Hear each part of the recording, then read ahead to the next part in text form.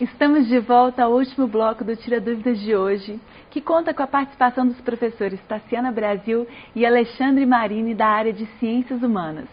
Lembrando que ainda dá tempo de você participar dessa conversa. Ligue para o nosso telefone fixo ou envie uma mensagem para o nosso WhatsApp. Estamos esperando a sua participação.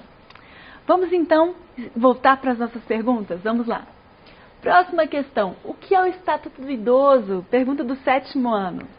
Bom, o Estatuto do Idoso, ele é um estatuto que visa proteger a pessoa idosa. Aqui no Brasil, a gente percebe que existe muita discriminação contra a pessoa idosa, que tem as suas próprias necessidades, que tem a ver com o momento biológico que eles estão vivendo e também tem a ver com a contribuição que eles podem oferecer para a sociedade. Eles precisam ser valorizados, precisam ser preservados, já contribuíram a vida inteira com a nossa sociedade e agora, nesse momento tão delicado da vida, eles precisam também ser cuidados, ser protegidos, ter os seus direitos garantidos. E o Estatuto do Idoso é um documento legal no Brasil que ajuda a preservar a pessoa idosa. Até porque, né, professora, a nossa população está envelhecendo. Sim. E a grande maioria de nós vai viver mais de 100 anos, né, professor? Não é isso? Bom, só queremos. Não, pelo amor de Deus, eu não quero viver até os 100 anos, não. Não quero, eu quero. Não tenho aposentadoria para isso. Não. Mas, assim, só para efeito de... Todo mundo vai ser um velho, né? Você, jovem, é o idoso daqui a um tempo. Se eu não me engano, eu posso errar por muito pouco, mas em 1940, estou falando de 1940, né? A expectativa de vida girava em torno de 40, 45 anos. Sim. Então, hoje a gente tem uma expectativa de vida que já está chegando, né, próximo dos 80 anos no Brasil. A gente praticamente dobrou nesse período, né? E assim, a perspectiva é que isso continue aumentando, isso, né, com o tempo. Então, a gente tem que realmente se preocupar cada vez mais com os idosos, sim. É verdade, é um processo evolutivo. Avanços da ciência, da tecnologia estão buscando isso, né? Garantir que o ser humano viva por mais tempo. Próxima questão. Se o trabalho dignifica o homem, também pode dignificar a criança? Não? Questão do 1º ano. Lógico, o trabalho dignifica o homem, sim, claro, né? Mas assim, e pode dignificar a criança? A gente precisa partir de algum lugar sempre, né? Então, a gente imagina que o trabalho, ele tem os seus perigos também, né? Eles têm suas vicissitudes, os seus malefícios também, né? As suas dificuldades. E quando nós falamos em criança, em adolescente, a gente também precisa associar eles estão preparados para quê? Para todos esses vícios, para todas essas dificuldades. Da mesma maneira que a gente olha para um jovem, a gente olha para uma criança, olha, isso não está adequado para a vida dele, ou seja, esse programa de televisão não está adequado para a vida dele. Esse tipo de comportamento não está adequado para a vida dessa criança, isso também tem a ver com o trabalho. Tem determinados trabalhos que não estão adequados para uma criança fazer. E nem na proporção, né? Quer dizer, homens trabalhando, mulheres trabalhando 40 horas por semana, 50, 60 horas por semana, isso não é adequado a uma criança. Os perigos que determinados trabalhos têm e que são utilizados crianças, né? Porque não tem grandes fiscalizações, não é adequado para aquela criança. Entende-se que o período da criança, o período da infância, da juventude, é um período de aprendizado para a vida adulta. Então, não é que criança não pode trabalhar. Não, criança pode trabalhar com carteira assinada desde os 14 anos de idade. Mas vai ter trabalho que são adequados a essa criança. Vai ter jovens que já podem trabalhar também com carteira de trabalho. Com 16 anos de idade pode trabalhar, mas tem que ser trabalhos também adequados para essa idade. E quando a gente fala adequado, a gente não pode esquecer de que se nós queremos cidadãos cada vez melhores e mais preparados para o mercado de trabalho, a gente precisa focar no quê? no preparo dessa pessoa. E o preparo dessa pessoa se dá onde? Na infância e na juventude. Então, não adianta você simplesmente achar, eu vou colocar a criança para trabalhar e ele vai aprender assim a vida. Não, ela tem que aprender um monte de coisa, ok? Se relacionar com os outros, os seus direitos, aprender uma pancada de coisa, gente. E aí depois acho que a gente vai ter ela inserida no mercado de trabalho de maneira adequada, ok? Posso complementar? Uma coisa que a gente tem que fazer a diferença também é sobre o conceito de trabalho e o conceito de geração de renda.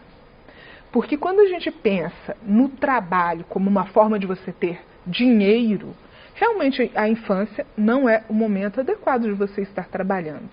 Mas a infância é o momento do seu trabalho em função do seu projeto de vida. É o momento em que você trabalha estudando, aprendendo, se preparando. E é o trabalho mais importante, porque ele é de longo prazo. Você vai colher os frutos dele na sua idade adulta. Então, se agora você não fizer bem feito o seu trabalho, que é aprender a viver em sociedade, que é estudar, que é se preparar para aquele futuro que você projeta, quando você chegar no seu futuro, você não vai ter a mesma qualidade de vida que o outro que fez o seu trabalho próprio dessa fase da infância e da adolescência. Aquele que fez bem feito vai ter um resultado melhor no futuro. Né, professora? A criança, ela trabalha como aprendiz através do estudo, se preparando para o mercado de trabalho, né? Realmente esse é o momento de aprendizado para se preparar.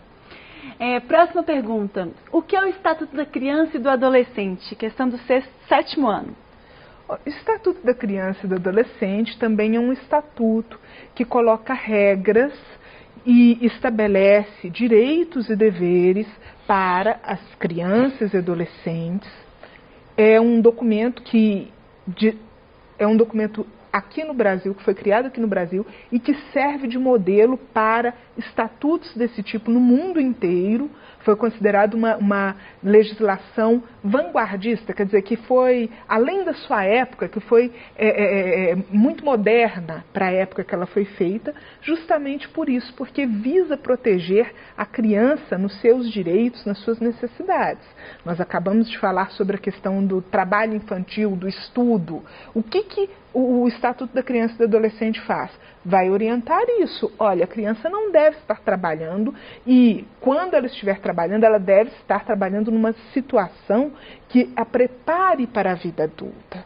Então, o Estatuto da Criança e do Adolescente é um documento é um documento brasileiro, é uma lei que ajuda e orienta a como que a criança deve ser tratada na preservação dos seus direitos, na garantia das suas necessidades.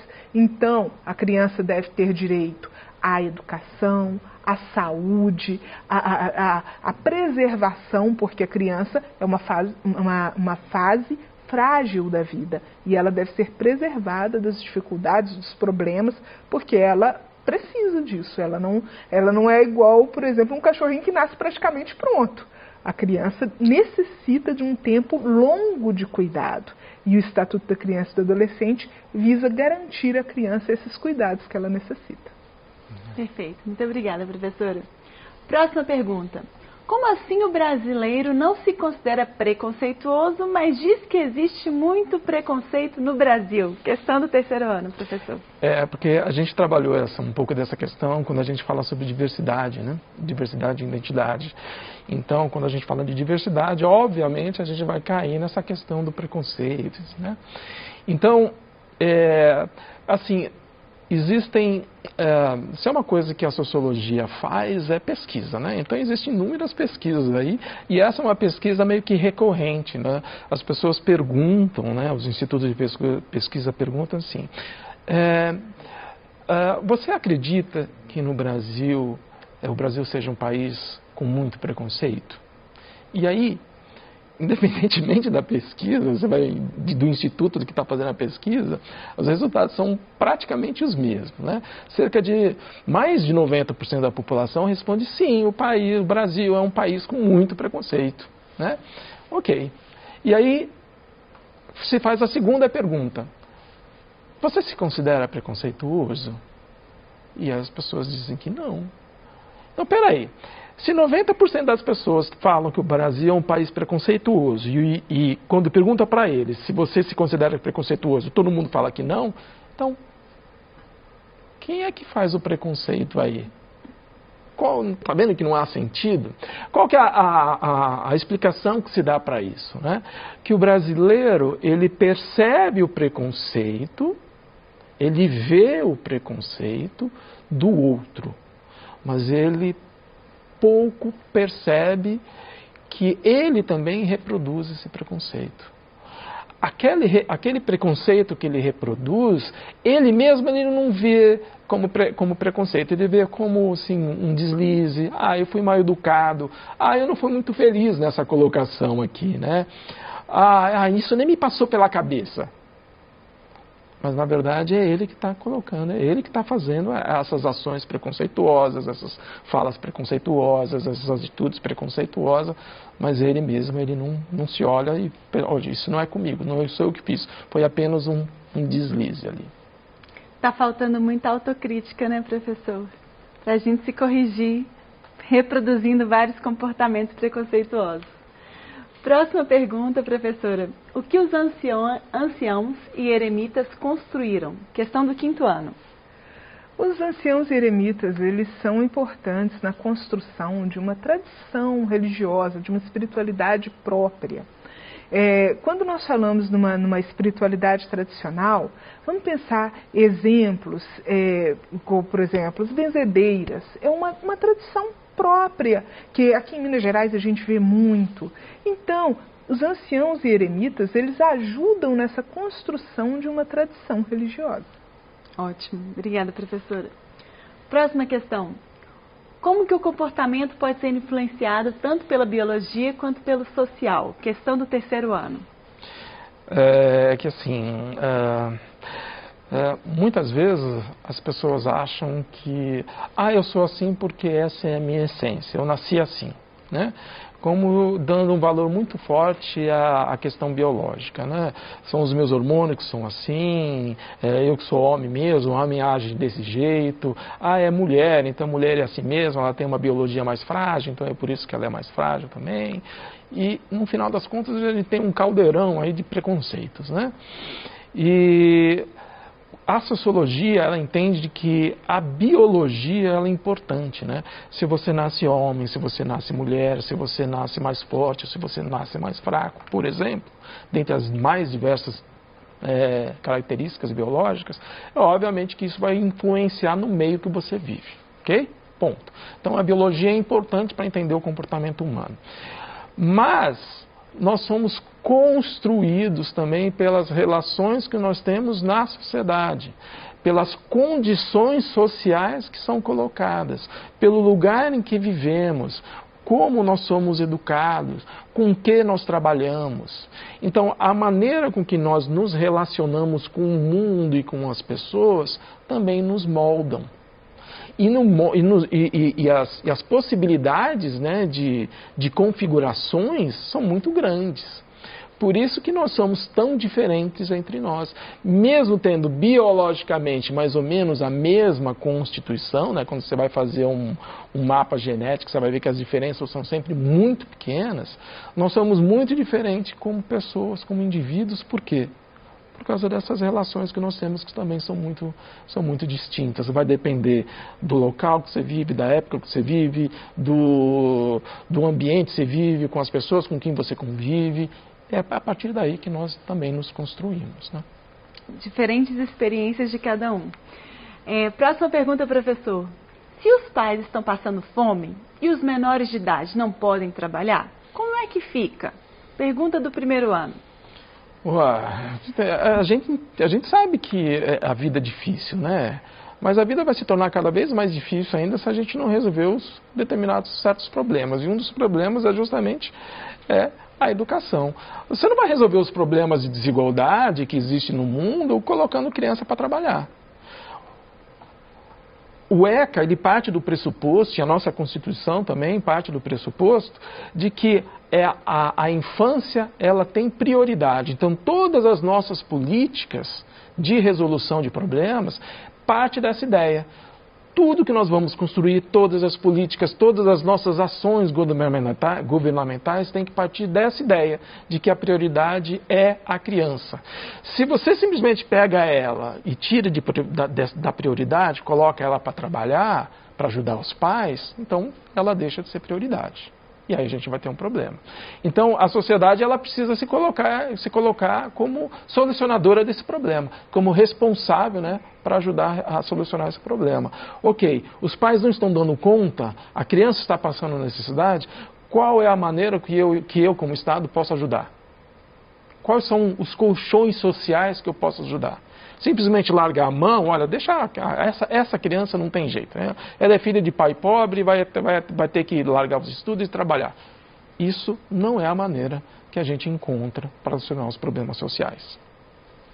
Ótimo, professor. Próxima pergunta. Até que idade eu preciso ter construído meu projeto de vida, professora? Pergunta do 9º ano. Bom, é uma pergunta interessante, porque a gente às vezes é levada a essa pressão de eu tenho um prazo para fazer as coisas, e não é bem assim não. Ao longo da vida a gente tem que se reinventar várias vezes. O projeto de vida, é bom a gente ter um projeto até porque a gente quer do nosso dia. Você levanta de manhã, olha só, nós estamos aqui no tempo de pandemia, aí vocês não estão saindo para ir à escola, como era hábito, aí você levanta, vou ficar mais meia hora deitado, vou jogar videogame primeiro, vou ler um livro. Quando você assusta, você perdeu a aula do Se Liga, você não fez os exercícios do PET, deu 10 horas da noite e nem banho você tomou. Quando a gente tem um projeto, é claro que a gente tem que ter um projeto para a vida, mas a gente tem que ter também um projeto para o nosso dia, um projeto para a nossa semana, um projeto para o nosso ano. E temos que ter em mente que esse projeto pode mudar. Olha só, nós estamos aqui porque houve uma mudança no projeto. Se a gente fosse pensar direitinho, nós estamos agora, final de outubro, essa época eu estaria lá preparando as atividades ali do 4º bimestre, terminando o ano, montando o trabalho da Semana da Consciência Negra. Era isso que eu achava que eu ia fazer essa época do ano. Mas houve uma pandemia que mudou os planos de todo mundo. E aí a gente tem que se reinventar. Não existe uma idade certa para você ter um projeto de vida. Mas você precisa ter um projeto para esse tempo agora, um projeto de curto prazo e um projeto do que você gostaria ao longo de toda a sua vida. Obrigada, professora. Bom, estamos chegando ao final do Tira Dúvidas de Ciências Humanas. Se ficou alguma dúvida, é só você acessar o aplicativo Conexão Escola e enviar a sua pergunta diretamente para o seu professor. Não esqueça que o acesso ao aplicativo é gratuito e não consome os dados da sua internet. E você pode também consultar o seu PET, Plano de Estudo Tutorado, que está disponível gratuitamente para download no nosso site estudeemcasa.educação.mg.gov.br. Quero lembrar que as aulas de hoje ficarão disponíveis nas nossas plataformas digitais para você assistir quantas vezes você quiser. Agradeço a presença dos professores, dos intérpretes de Libras que estiveram hoje aqui com a gente e principalmente a sua participação. Um grande abraço e continue assistindo a nossa programação. Até amanhã.